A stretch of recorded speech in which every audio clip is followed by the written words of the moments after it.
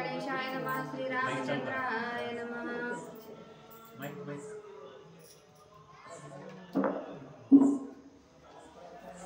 रावण सीता संदीपात बुद्धी सांगता करील घात आपण न वदावी हे मात कुळक्षयात हे सीता।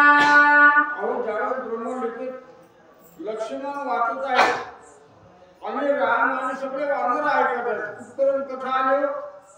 ज्यावेळेस हनुमंत लंकेमध्ये गेले त्यावेळेस कुठे सीता पाहत असताना शेवट हनुमंत कुणाच्या घरी गेले इंद्रदेवाच्या घरी गेले आणि नवरा बायकोचं भाषण चालू असताना बायकोनं सांगितलं की आपल्या रावणाला सांगा सीतेचा नाद सोडून द्या। त्यावेळेस सांगितलं मी जर रावणाला सांगायला गेलो तर रावण ऐकणार नाही मला मारल्याशिवाय राहणार नाही। ऐसे इंद्रजित सांगता सुलोचना हे नवे सीता गुण पावली हनुमंता होय निकटा ते तुझी। हनुमंताने मनामध्ये विचार काय केला की रामाची सीता म्हणजे हीच असेल। ज्यावेळेस सुलोचनेचं आणि इंद्रदेवाचं भाषण ऐकलं आणि मनामधून काढून टाकलं काय काढलं ही सीता नाही इंद्रदेवाची बायको असं ठरवून तिथून पुढे निघाल्या। वेगी उडुनी मारुती गेला कुंभकर्ण स्वग्रहाप्रती घोर गर्जे श्री जगती श्वासावरती गगनभुजे। रावणाचा भाऊ झोपलेला होता 6 महिने कोण कुंभकर्णाच्या घरी जाऊन इकडे तिकडे पाहिलं तर हनुमंताला काय दिसलं त्या आवाज शरीर दिसलं त्याचा घोरण्याचा आवाज ऐकला जिकडे तिकडे दुर्गंधी पसरलेली बघितलं आणि मारुतीच्या हनुमंताच्या मनाच्या ठिकाणी पोटाच्या ठिकाणी समाधान नाही वाटलं उदास वाटला आणि त्या ठिकाणी काय केलं नाशिकेच्या केशांतरी ओरडली गुंतली कही मातरी हस्ती घेती दुंदारी घशा माधारी जाती शिणा। आता कुंभकर्ण केवढा आहे तिथे भांडण सांगत बसणार पण कुंभकर्णाच्या बिंबीमध्ये किती मोठी असेल त्याच्यामध्ये हातीच्या टकरीचं वर्णन हातीच्या टकरी माजलेले रेडे म्हणजे हलगट हे त्याच्या केसामध्ये गुरफुडून पडले मग ते लहान असेल का मोठा असेल तुमचं तुम्ही बघून घ्या। प्रबळ देखुनी कुंभकर्णार्थ हनुमान मने जीवांत ख्याता पहावया पुरुषार्थ प्रथम युद्धात मी करीन। अहो ज्यावेळेस लक्ष्मण वाटत असताना त्याच्यामध्ये ब्रह्मदेवानं काय लिहिलं महत्वाचं लिहिलं बरं का। ज्यावेळेस कुंभकर्णाला हनुमंतानं पाहिलं आणि मनामध्ये काय ठरवलं एवढा मोठा दिसायला दिसू लागला परवडा एवढा पण ज्यावेळेस राम लंकेला आल्यावर ह्या कुंभकर्णाला मारल्याशिवाय राहणार नाही असं मनाच्या ठिकाणी ठरवलं। नाही जात वन पाणी वेखटल्या दंत श्रेणी मुखी उठिला पोहाणी घाणी कंठाळणी कमी गेला। हनुमंताला इकडं तिकडं सगळे पाहिलं त्यावेळेस हनुमंताला काय दिसलं आता एवढं मोठं आवाजाने शरीर मोठं त्याचं थोबाड केवढा असेल तुमचं तुम्ही ठरवा पुन्हा त्याचे दात केवढाले असेल त्याला किती रोज मंदिर लावून घासला असेल त्याला 6 महिने बिचारा उठतच नव्हता ते घासण्याचा प्रश्न कशाला त्याच्या त्या दाताचा थोबाडाचा वास ज्यावेळेस येऊ लागला हनुमंताला कंटाळा आला हनुमंत तुम्ही बाहेर निघाले। विभीषणाचे मंदिरी शोधू दाता सीता सुंदरी कीर्तनाचे निजगदरी सुखी वानरी उलटले। विभीषणाच्या घरी गेले विभीषणाच्या घरी गेल्याबरोबर अधिक म्हणायला घराची कळा अंगण सांगते त्या नियमाप्रमाणे घराची कळा अंगण सांगते ही ठरवलं आणि ओळखलं पण हनुमंताला ओळखलं। विभीषणाच्या घरामध्ये प्रवेश केल्यावर विभीषणाला भजनाचा आणि राम नामाच्या आवाजाचा आवाज कुणाच्या विभीषणाच्या मुखावरून आल्यावर ताल छंद गीत नृत्य ऐकता श्रीरामचरित्र हनुमान स्वानंदे डुलत रंगी नाचत गुप्तत्वे। हनुमंत गेले होते कशाला लंकेला सीतेकरता गेले होते ज्यावेळेस विभीषणाच्या घरी प्रवेश हनुमंताने केला आणि विभीषणाच्या मुखामधून भोजन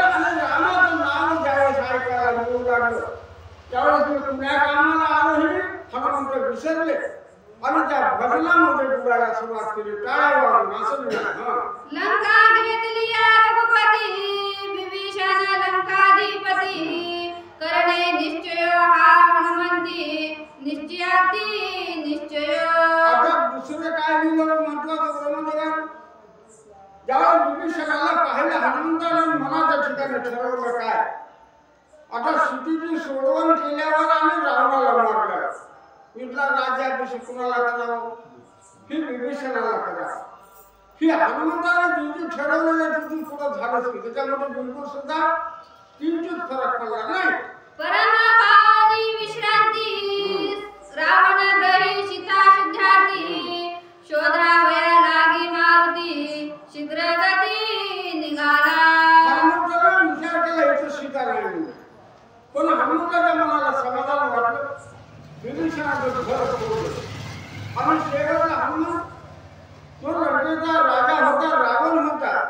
त्या रावणाच्या महालामध्ये प्रवेश केल्यावर काय झालं, रावणाचे भवनी कपीने पाहिली शोधुनी लंकेशाचे निद्रास्थानी सीता शोधनी करवाला.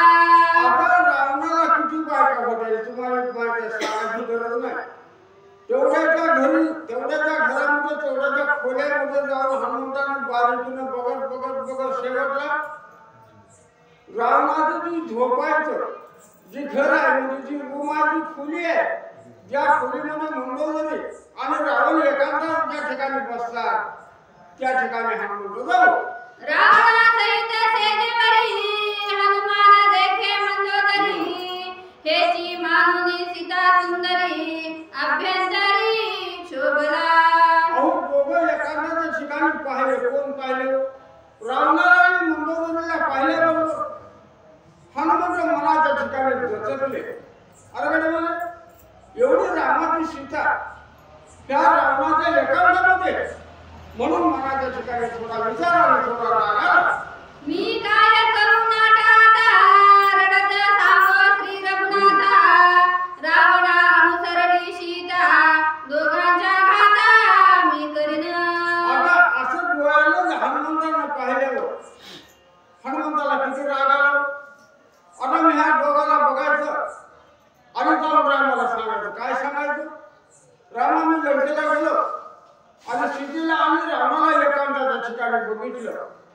असं मला मी जर रामाला सांगितल्याबरोबर राम मला शाबासकी दिल्याशिवाय राहणार नाही, माझं काळ सोबार झाल्याशिवाय राहणार नाही. मग काय करावं, त्या दोघाचा तुमचा काटा काढावा आणि रामाला सरळ जाऊन सांगावं असं मनाच्या ठिकाणी ठरवू. करकरा दात फाट दाडा वळीला पुच्छांचा आकोडा दोहींचा करावया नातोडा हनुमान गाडा शोभला. एवढं बघितलं मनाच्या ठिकाणी ठरवलं. काय ठरवलं, आता इकडे तिकडे बाकी विचारच करायचं नाही. मग ह्या दोघाचा काटाच काढायचा. हनुमंताने डोळे लाल भडक केले, करकरा दात खाले, शेपटाचा आकडा वळला, हाताच्या मुठीवर हनुमंत काय करतात, दाही शिरे रावणा ते सीतेचे 11 तेथे हे पुडुनिया वाम हस्ते नेईन भेटते श्रीरामा. आता उजवा हाताने जावा. उजवा हात तुझ्या कामाला राहते ते आपल्याला सांगायची गरज नाही. देवाचं काम नाही उजव्या हाताला आणि सगळ्या भानगड वाईट डाव्या हाताला. म्हणून रावण कोण आहे, वाईट आहे ना, मग उजवा हाताला लावायचं आणि डाव्या हाताला रावणाचे 10 मुंडके आणि सीतेचा आकार फीक फोडायचं. तटा फुलं फुलल्यासारखे आकार घ्यायचे आणि रावणाच्या पुढे टाकायचे. नातरी बांधुनी पुच्छासी दोन्ही देईन श्रीरामा पासी श्रीराम दंडीन दोघांची अधर्मासी देखोनी. विचार बदलला हनुमंतानं आणि काय ठरवलं, आता ह्याला दोघाला मारायचं नाही. कसं करायचं, दोघाला आपल्या शब्दामध्ये मारायचं, लंकेमधून उड्डाण करायचं आणि सरळ कुठं जायचं, ऋषमुख पर्वतावर राम आणि वानर आणि राजा सुग्रीव रामाचा समूह हवाले करायचं. रामाचा हवाले करायचं. राम हे काय करायचं ते ठरवून घेतले. ऐसे चिंतिता हनुमंता मंदोदरी लंकानाथा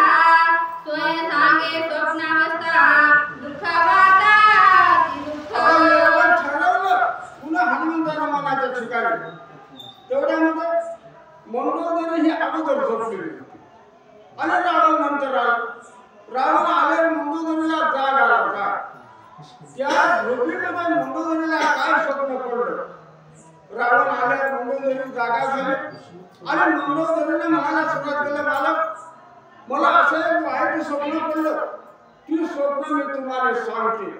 ती स्वप्नामध्ये काय घडलं मंदोदरी रावणाला सांगू लागले आणि हनुमंत लपून ती कथा ऐकू लागले. आताची देखील म्या स्वप्नी सीता ठेविली अशोकवनी, तिचे कैवारा लागोनी आला शोभनी महारुद्र. आता ज्यावेळेस सांगत असताना बुडापासून सांगायला सुरुवात केली. काय बोलले मालक, हे राजा धीराज, मी आता तू झोपी दिले होते, मला झोपीमध्ये काय स्वप्न पडलं. तुम्ही रामाची सीता हरण करून आणली आणि अशोकवनामध्ये ठेवली आणि तिच्या कैवाराकरता तिला सोडवण्याकरता कोण आले महारुद्र. म्हणजे कोणाचा अवतार होता, शंकराचा अवतार होता मारुती. आणि मारुती म्हणजे महारुद्र ह्या ठिकाणी येऊन काय सांगतात मंदोदरी रावणाला ते आपण ऐकू.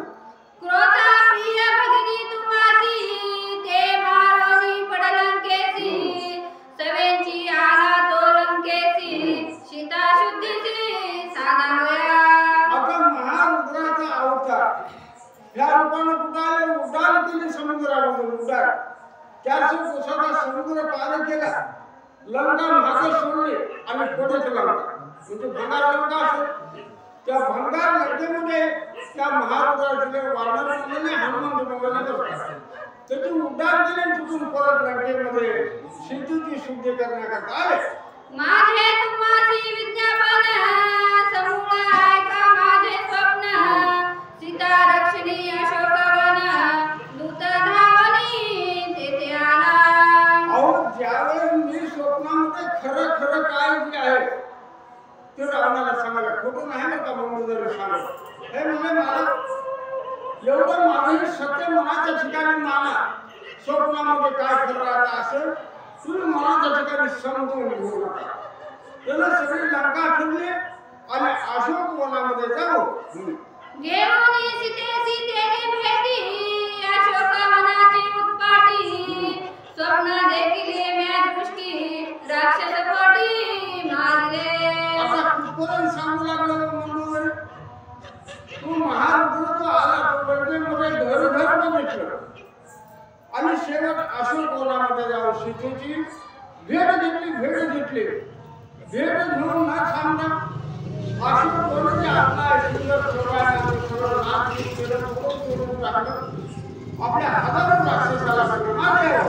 14 सहस्र बनकर, 80 सहस्र किंकर, जम्बू माळी प्रधान पुत्र, अक्षय कुमार मारला.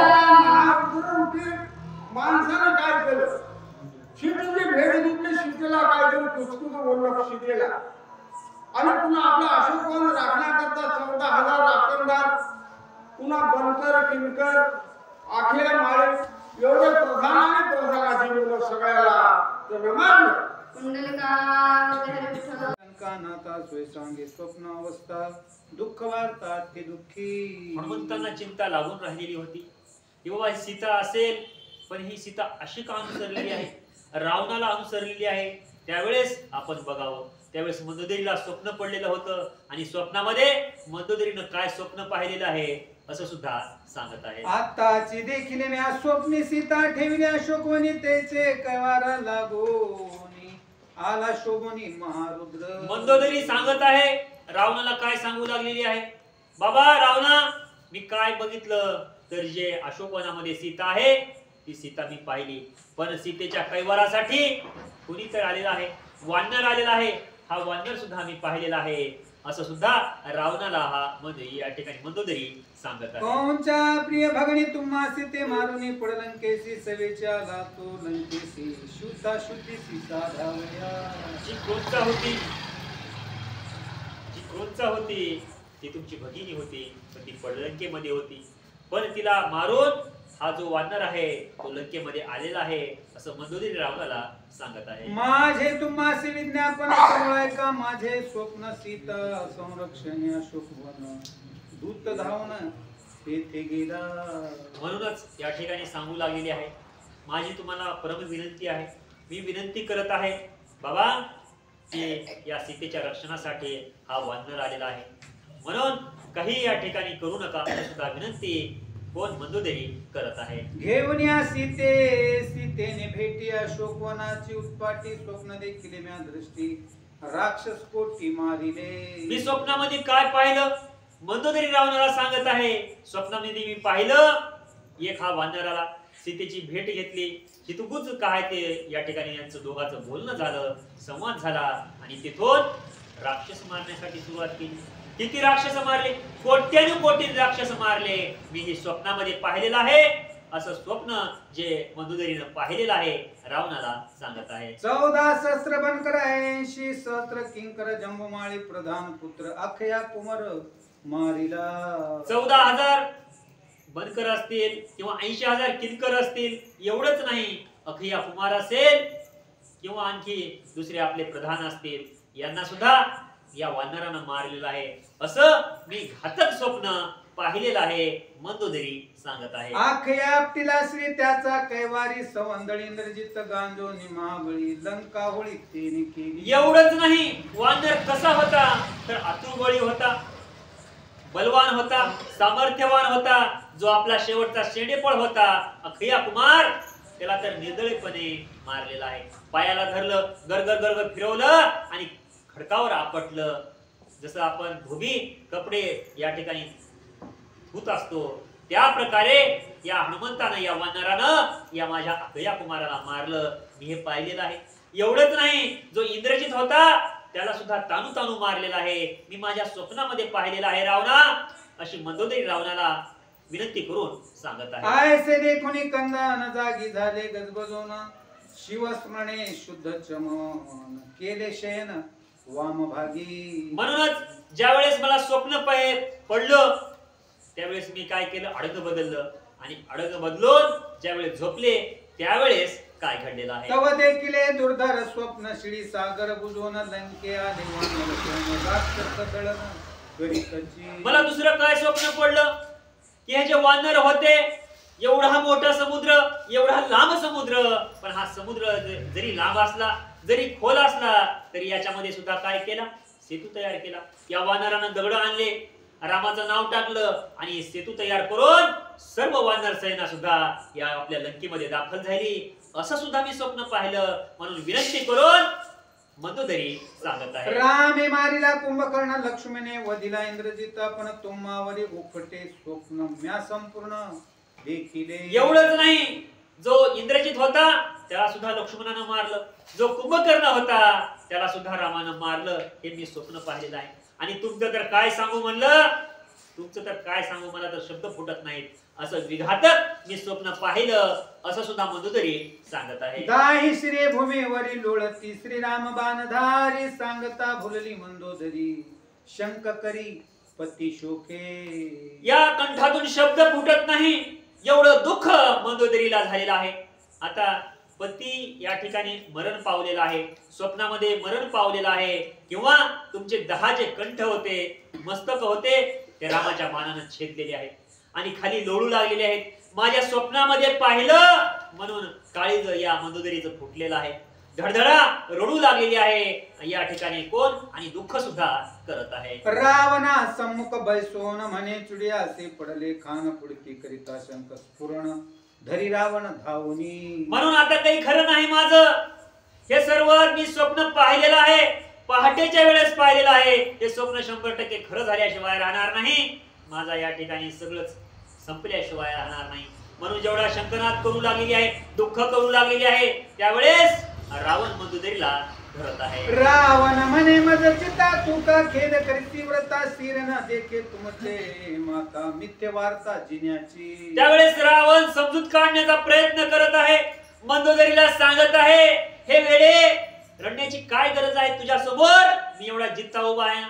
स्वप्न काही खरं असते का, खोटं असते. तुला स्वप्न पडलं असेल पण हे सत्य होणार नाही. माझं काय सामर्थ्य आहे, माझ्याकडे किती सैन्य आहे, किती राक्षस आहेत, आणि माझ्याकडे किती वरदान आहेत, 10 मस्तक आहेत. त्यामुळं तू काय असा विचार करू नको, स्वप्न खरं होणार नाही अशी समजूत सुद्धा रावण काढत आहे. रावणे पोटासी धरून प्रियसी करी समाधान, येरी म्हणे मिथ्य नव्हे स्वप्न, आले विघ्न अनिवार. त्यावेळेस मंदोदरीला वाटलेलं होतं की हे जे स्वप्न पहाटेच्या वेळेस पडलेलं आहे हे खरोखर झाल्याशिवाय राहणार नाही, म्हणून दुःख मंदोदरीला झालेलं होतं. पण रावण सांगू लागलेला आहे, जवळ घेऊ लागलेला आहे, समजूत काढण्याचा प्रयत्न करत आहे, सांगत आहे बाबा काही खरं नाही. पण मंदोदरीला मात्र खात्री पटलेली आहे हे स्वप्न खरं होणार अशी सुद्धा शाश्वती मंदोदरीला झालेली आहे. चरणी ठेवूनिया माथा मंदोदरी म्हणे लंकानाथा, अशोकवनी ठेविता सीता कुळाचे घाता, ते करील. त्यावेळेस मंदोदरी विनंती करत आहे, हात जोडू लागलेली आहे, सांगू लागलेली आहे, बाबा मी तुझ्या पाया पडते, पण माझी विनंती एवढी मान्य करावी लागेल, कारण या सीतेला जर अशोकवनामध्ये ठेवलं तर मृत्यू अटळ आहे, काळ आल्याशिवाय राहणार नाही, मस्तक तुझे तुटल्याशिवाय राहणार नाही, म्हणून माझी विनंती आहे की बियाला सुद्धा या ठिकाणी राक्षस उरणार नाही, अशी हालत झाल्याशिवाय राहणार नाही, म्हणून माझी विनंती मान्य करा अशी सुद्धा विनंती मंदोदरी रावणासमोर करत आहे. स्वय अर्पोनिया सीता शरण रिगावी, श्री रघुनाथा निवारावे जन्म मरण कथा, अक्षयता सुख रूप. म्हणून तुला अक्षय सुख झाल्याशिवाय राहणार नाही, मरण तुझ्या जवळ आल्या येणारच नाही, काळ सुद्धा तुझ्या समोर थांबणार नाही. पण कधी थांबणार नाही? जोपर्यंत तो ही जी सीता आहे रामार्पण करणार नाहीस, रामाच्या या ठिकाणी छत्रछायेमध्ये जाणार नाहीस, रामाच्या शरणामध्ये जाणार नाहीस, रामाची जर कृपा तुझ्यावर झाली तर मात्र कळी काळ सुद्धा तुला मारू शकणार नाही, अक्षय राज्य तू भोगशील. म्हणून माझी विनंती आहे बाबा रामाच्या नादाला लागू नकोस अशी विनंती मंदोदरी करत आहे. श्रीरामा झाले अज्ञान शरण, कदा बाधेना जन्म मरण, रावणा पावसी कृत कल्याण, सत्य भाषण हे माझे. म्हणून रामाच्या जर शरणामध्ये गेला तर काय होईल? राम रक्षण केल्याशिवाय राहणार नाही, म्हणून मी माझी विनंती आहे छत्रछायेमध्ये रामाच्या जवळ, म्हणून अशी विनंती मंदोदरी करत आहे. माझन करशील वचन ते इंद्रजित, कुंभकर्ण पाचारुणी दोघे जण, रामार्पण करी सीता. म्हणून माझं जर नाही ऐकलं तर मी सुद्धा तुमचं ऐकणार नाही. या कुंभकर्णाला आणि इंद्रजिताला मी तात्काळ बोलावून घेते आणि या अशोकवनामध्ये पाठवते असं सुद्धा मंदोदरी सांगत आहे. रावणा हित कुळार्था, रामार्पण करी सीता, ऐसे रावणे ऐकता उद्योगता पावला. म्हणून स्वतः घरची पत्नी मंदोदरी सांगू लागलेली आहे. त्यावेळेस रावणाला सुद्धा या ठिकाणी वेगळं वाटू लागलेलं आहे, आश्चर्य वाटत आहे. काय सांगत आहे? मी एवढे कष्ट केले, एवढी मेहनत केली, ही मेहनत माझी विफल जाऊ देऊ का? सीतेला मी इथपर्यंत आणलं, सीतेला आणण्यासाठी मला किती पापड वेलावे लागले, पण ही मंदोदरी सांगत आहे सीता रामार्पण कर, हे शक्य आहे का? असा विचार सुद्धा रावण करत आहे. मंदोदरीचे वचन सर्वस्वे मानी, कुंभकर्ण इंद्रजित वचनाधीन, रामार्पण करीत सीता. रावण हुशार होता, रावणाची बुद्धी चाललेली आहे, रावण चालाक होता, रावणानं हुशारीनं काम घेतलेलं आहे. रावणानं विचार केला बाबा मंदोदरीचा शब्द कुंभकर्ण सुद्धा ओलांडणार नाही, इंद्रजित सुद्धा ओलांडणार नाही, म्हणून सीतेची सुटका झाल्याशिवाय राहणार नाही. मग आपण काय केलं पाहिजे हा विचार रावण करत आहे. रावण सांगे मंदोदरीसी, निवारावया स्वप्न विघ्नासी, आदी पूजू सदाशिवासी, उपचारासी तू आणि. रावण या ठिकाणी माया करू लागलेला आहे आणि शाश्वती देण्याचा प्रयत्न किंवा विश्वास देण्याचा प्रयत्न मंदोदरीला करू लागलेला आहे. बाबा मंदोदरी तू सांगतेस ना सीतेला आपण रामार्पण करू, तुझं बरोबर आहे, आपण ते केल्याशिवाय राहणार नाही, पण काय करायचं? त्या अगोदर आपण शिवजीची पूजा केल्याशिवाय राहायचं नाही, शिवजीची पूजा करून सीता आपण रामार्पण केल्याशिवाय राहायचं नाही असा विश्वास मंदोदरीला रावण देत आहे. काही गोवोनी निजांगणा विश्वासी, राक्षसी दुर्जना, रावण धाडी अशोकवना, सीतेच्या यत्न करावया. म्हणूनच रावणाला वाटलं माझ्या माघारी जर कुंभकर्णाला आणि इंद्रजिताला पाठवलं आणि सीतेची जर सोडवणूक झाली तर माझं केलेलं सगळं कार्य वाया गेल्याशिवाय राहणार नाही, पाण्यात गेल्याशिवाय राहणार नाही. म्हणून जे विश्वासू राक्षसनी होत्या ते या अशोकवनामध्ये पाठवलेले आहेत. त्यांना सांगितलेलं आहे, तंबी दिलेली आहे, बाबा कोणी जरी आलं तर माझ्या आज्ञेशिवाय सीतेला सोडायचं नाही किंवा सीतेची भेट सुद्धा घेऊ द्यायची नाही अशी तंबी या राक्षसनीला रावण देत आहे. इंद्रजितात्वा कुंभकर्ण मंदोदरिका विभीषण यांचे निबोले सीता पण सर्वता जाणन सोडावी. कोणी येऊ द्या, मंदोदरी येऊ द्या, विभीषण येऊ द्या, कुंभकर्ण येऊ द्या किंवा इंद्रजित येऊ द्या, हे सगळे जरी आले आणि सीतेला जरी सोडा म्हणलं तरी सोडायचं नाही. माझा आदेश आहे, माझी आज्ञा आहे. कोणी जरी आलं तरी सीतेला सोडायचं नाही अशी आदेश रावणानं या राक्षसनीना दिलेले आहे. अशोकवना निघे राक्षसी हनुमान लागला तिचे मागेसी. श्रीरामे कृपा केली कैसी सीतान्यासी भेटेल. खरंच प्रभू रामचंद्रांनी हनुमंतावर किती कृपा केलेली आहे. किती उद्विग्न हनुमंत झालेला होता. मी एवढं समुद्र उल्लंघन करून आलो, या लंकेमध्ये गेलो, नगरामध्ये फिरलो, पण मला काही सीता सापडली नाही. हनुमंताने विचार केला, बाबा एवढं जरी केलो तरी मला सीतेची भेट होईल का नाही, सीतेची शुद्धी मला होईल का नाही. त्यावेळेस रामाना हात जोडलेले आहेत आणि रामाना कृपा केलेली आहे. रामा माझ्यावर कृपा करायची, मला सीता कुठं आहे याचा शोध लागत नाही, ठाम पत्ता लागत नाही. त्यावेळेस ज्यावेळेस रावणानं सांगितलं हे राक्षसनी जावा तुम्ही अशोकवनामध्ये, त्यावेळेस मात्र हनुमंतांना कळून चुकलं, बाबा सीता या लंकेमध्ये नाही, सीता आहे अशोकवनामध्ये. मग जायची काय गरज आहे. या राक्षसांच्या पाठीमागे जरी आपण गेलो तरी सीतेचं दर्शन झाल्याशिवाय राहणार नाही. म्हणून राक्षसनी पुढं आणि त्यांच्या पाठीमागे हनुमंत निघालेले आहे. सीता देखल्या दृष्टी हनुमान घेऊन शके भेटी. राक्षसी रक्षण कोट्यान कोटी वृक्ष संपुटी राही गुप्त. हनुमंत या राक्षसीच्या पाठीमागे गेलेले आहेत, एका झाडावर जाऊन बसलेले आहेत, वाट पाहू लागलेले आहेत रात्रीची आपण भेट घेऊ. पण सगळ्या राक्षसनी आहेत. किती राक्षसनी आहेत, भरपूर अशा राक्षसनी आहेत. मग आपण सीतेची कशी भेट घ्यावी. सीतेला आपण आप्तत्व सांगण्यासाठी किंवा संवाद करण्यासाठी सीतेला आपली भेट घेणं जरुरी आहे, सीतेचं दर्शन घेणं जरुरी आहे. पण हे राक्षसनी आपल्याला अडथळा आहेत हा विचार हनुमंत करत आहेत. एकांती भेटावया सीतेसी हनुमान गुप्त वृक्षवासी. तेथे सीतेची स्थिती कैसी वृक्षवल्लीसी राम स्मरण.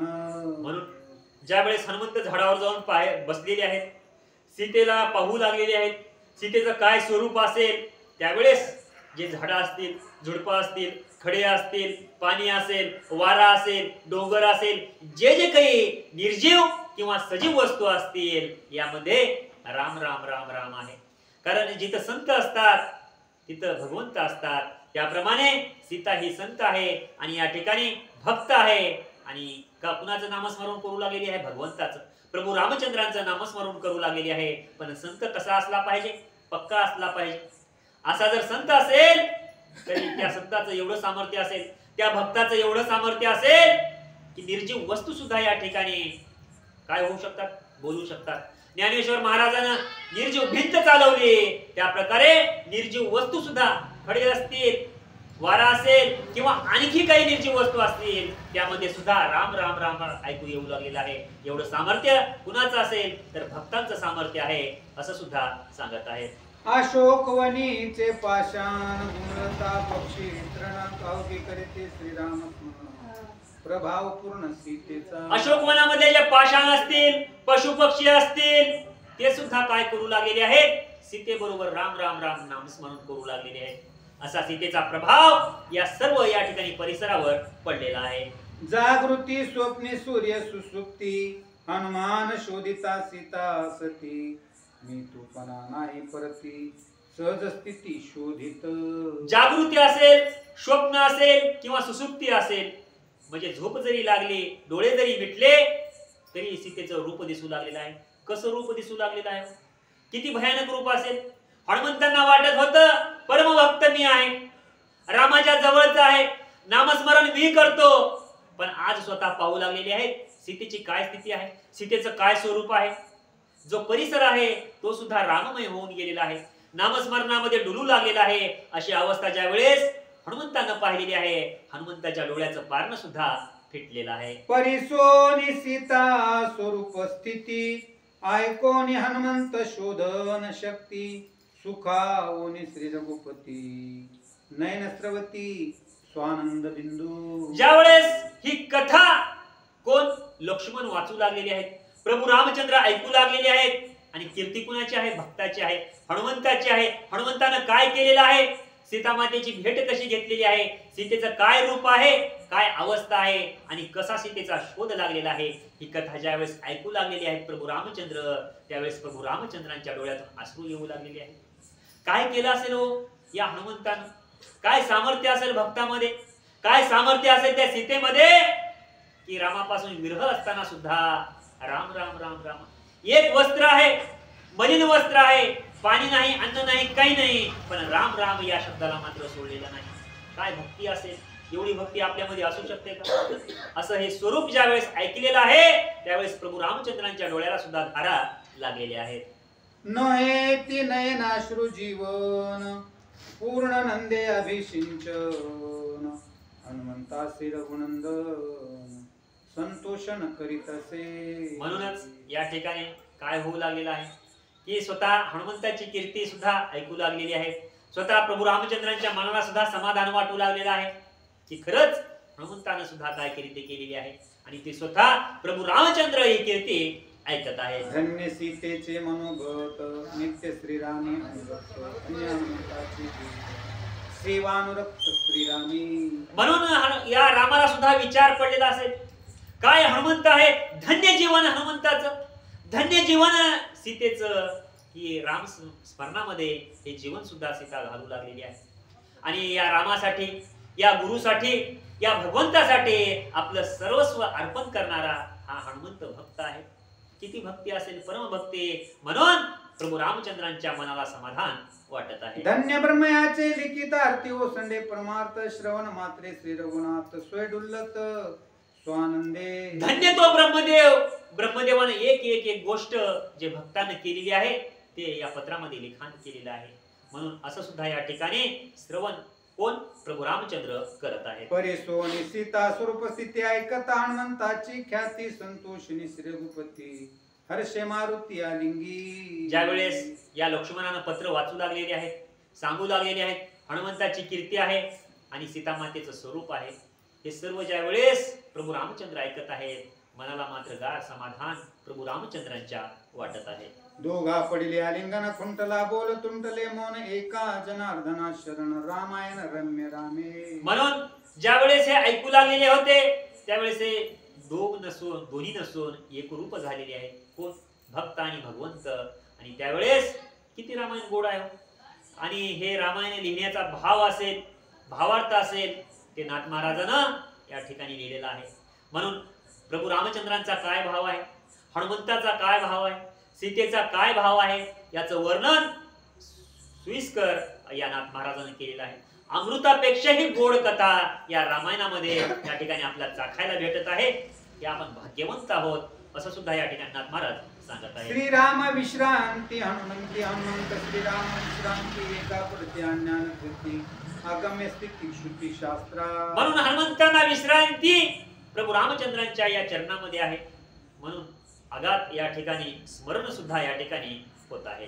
भक्त भावार्थाचे वर्म स्वय जाणे पै श्रीराम भजन उत्पत्तीचे वर्म पल्लवगम स्वय जाणे. म्हणून भक्ताचं काय वर्म आहे, काय भक्ती आहे, काय भाव आहे, हे भगवंतापासून लपलेलं आहे का? आपण किती भक्ती करतो, मंदिरामध्ये आपण किती दिवस येतो किंवा रोज येतो का, रामायण ऐकतो का, रामायण ऐकताना आपलं लक्ष आहे का, हे आपल्यापेक्षा भगवंताला कळल्याशिवाय राहत नाही. म्हणून भगवंत सगळ्याच्या हृदयामध्ये आहे. आत्माराम भगवंत आहे, जाणता भगवंत आहे. त्यामुळं आपण काय करू लागलेलो आहोत किंवा काय विचार आपल्या मनामध्ये आहे, हे सुद्धा आपल्या मनामध्ये काय भाव आहे, भगवंत जाणल्याशिवाय राहत नाही. असाच भाव भक्ताच्या मनातला प्रभू रामचंद्र जाणल्याशिवाय राहत नाही. म्हणून हनुमंताच्या मनामध्ये काय आहे, सीतेच्या मनामध्ये कोणता भाव आहे, प्रभू रामचंद्र जाणत आहे. करिता भौसानुत्पत्ती भक्त भावार्थ प्रेम प्रीती सहसा नये अभिव्यक्ती कथा संगती अवधारा. म्हणून या पुढच्या आपण अध्यायामध्ये किंवा पुढच्या ओव्यामध्ये जाणणार आहोत की काय भाव असेल प्रभू रामचंद्रामध्ये किंवा हनुमंतामध्ये, भक्तामध्ये आणि भगवंतामध्ये काय भाव असेल, काय प्रेम असेल, काय आस्था असेल, ही गोड कथा, सुरस कथा आपण पुढच्या अध्यायामध्ये किंवा पुढच्या ओव्यामध्ये पाहणार आहोत. एका जनार्दनासन हनुमान पावला शोकवन पुढील ब्रह्म पत्र लेखन सावधान अवधारा. म्हणून नाथ महाराज सांगतात या अध्यायामध्ये कथा कुठपर्यंत आलेली आहे. हनुमंत सीतेचा या ठिकाणी शुद्धी घेण्यासाठी अशोकवनापर्यंत आलेले आहेत. एका झाडावर येऊन बसलेले आहेत. सीता मातेचं दर्शन घेण्यासाठी व्याकुळ झालेले आहेत. कधी कधी मातेचं दर्शन होतंय की कधी कधी मी मातेशी संवाद करतो की ही अपेक्षा हनुमंताच्या मनामध्ये आहे. ही सुद्धा कथा आपण पुढच्या अध्यायामध्ये पाहणार आहोत. तिसरी भावार्थ रामायणे सुंदरकांडे एकाकार टीकाय ब्रह्मपत्र हनुमंत प्रताप वर्णनो नाम षडविंशाध्याय गुडा पुंडलिकावर विठ्ठल.